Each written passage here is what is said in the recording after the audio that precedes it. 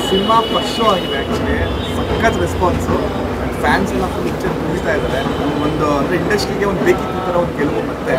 so ನಿಮ್ಮ reaction first reaction ಏನಂತ react ಮಾಡೋಣ ಮಾತು ಬರೋಲ್ಲ ಅಂದರೆ ಇದಕ್ಕೋಸ್ಕರನೇ ಎದುರು ನೋಡ್ತಾ ಇದ್ವಿ ಸಿನಿಮಾ ನಾವು ಇದಕ್ಕೋಸ್ಕರನೇ ಅವ್ರಿಗೆ ಇಷ್ಟ ಆಗಲಿ ಅಂತಲೇ ತೆಗೆಯೋದು ಅವರ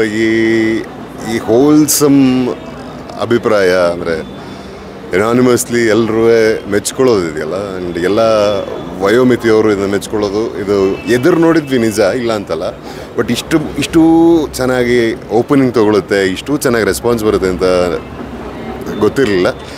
ದೇವಿ ತಾಯಿ ಚಾಮುಂಡಿ ಆಶೀರ್ವಾದ ಆ್ಯಂಡ್ ಅಫ್ಕೋರ್ಸ್ ಅವರ ಪ್ರೀತಿ ಸರ್ ನಿಮ್ಮ ತಾಯಿ ತುಂಬ ಎಮೋಷನಲ್ ಸೊ ಅತ್ತೆ ಬಿಟ್ಟು ನಮ್ಮ ಅತ್ತೆ ಸೊ ಅಂದರೆ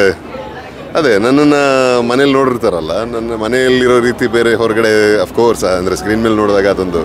ಕಥೆ ಹಾಕಿ ಹೇಳಿದ್ರೆ ಮಾತ್ರ ರಿಯಾಕ್ಷನ್ ಬರೋಕ್ಕೆ ಸಾಧ್ಯ ಆ್ಯಂಡ್ ನಮ್ಮ ಮೂವಿಯ ಎಮೋಷನ್ಸ್ಗೆ ಅವ್ರು ಕನೆಕ್ಟ್ ಆಗಿದ್ದು ಅವರಷ್ಟರ ಮಟ್ಟಕ್ಕೆ ರಿಯಾಕ್ಟ್ ಮಾಡಿದ್ದು ಇಟ್ಸ್ ಅ ಸ್ಪೆಷಲ್ ಥಿಂಗ್ ನನಗೆ ಮದುವೆ ಆದಮೇಲೆ ಫಸ್ಟ್ ಟೈಮ್ ಅವ್ರ ರೀತಿ ಬಂದು ಕೂತ್ಕೊಂಡು ಸಿನಿಮಾ ನೋಡ್ತಿರೋದು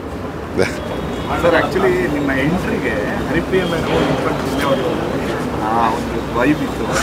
ಎಲ್ಲರೂ ಆ ಒಂದು ಅಟ್ಮಾಸ್ಫಿಯರ್ ಒಂಥರ ಮತ್ತೆ ಈ ಸ್ಕ್ರೀನ್ ನೋಡೋದು ಅದಕ್ಕೆ ಈ ಸಿಂಗಲ್ ಸ್ಕ್ರೀನ್ ಅಂತ ಹೇಳೋದೇ ಅದಕ್ಕೆ ಅಂತ ಆ ಎಂಜಾಯ್ಮೆಂಟ್ ಬಟ್ ನೀವಲ್ಲಿ ಕಾಣಲಿಲ್ಲ ಎಲ್ಲರೂ ಹೋಗಿ ಮೂಲೆ ನೋಡ್ತಾ ಇದ್ರೆ ಹೇಗೆ ಅಂತ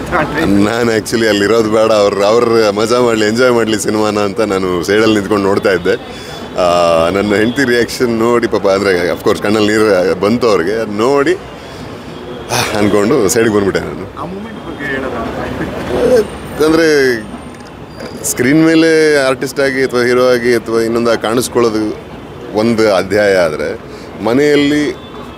ಅಥವಾ ಲೈಫಲ್ಲಿ ಆಕೆಗೆ ಹೀರೋ ಆಗಿರೋದು ಇನ್ನೊಂದು ಅಧ್ಯಾಯ ಅಲ್ವಾ ಅದು that's a very emotional and very life thing ಅದು ಸೊ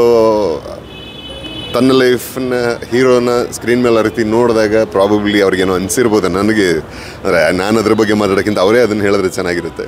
ಬಟ್ ಅವ್ರು ಎಮೋಷ್ನಲ್ ಆಗಿದ್ದು ನೋಡಿ ನನಗೆ of course I was emotional too and I was happy to